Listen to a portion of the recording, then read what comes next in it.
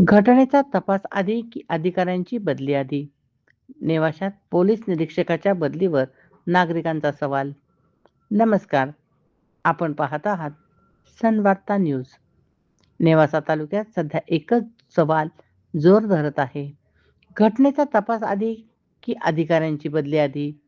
Nevasa police ठाण्याचे police निरीक्षक महेश पाटील यांची जिल्हा पोलीस अधीक्षक सोमनाथ घारगे यांनी तडकाफड नेवासा तालुक्यातील नगरपंचायतीचे मुख्याधिकारी निखिल फराटे यांनी ॲडव्होकेट संजय सुगदान यांनी गोळीबार केल्याचा गुन्हा दाखल केला आहे.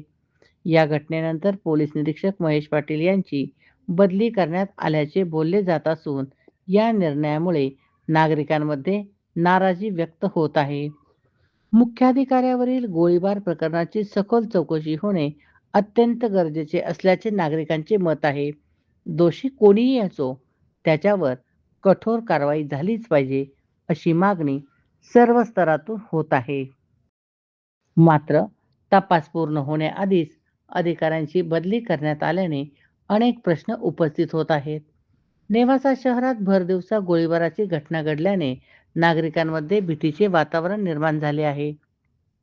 पोलिसांनी तातडीने तपास करून आरोपींना जेरबंद करावे, अशी जोरदार मागणी होत असताना तपासाऐवजी बदलीचा निर्णय घेतल्याने प्रकरणाला वेगळे वळण देण्याचा प्रयत्न तर होत नाही ना, अशी चर्चा आता सुरू आहे.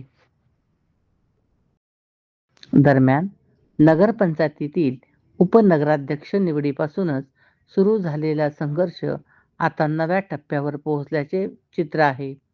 मानापमानाच्या राजकारणातून निर्माण झालेला वाद आता थेट प्रशासन आणि पोलीस यंत्रणेपर्यंत पोहोचला आहे.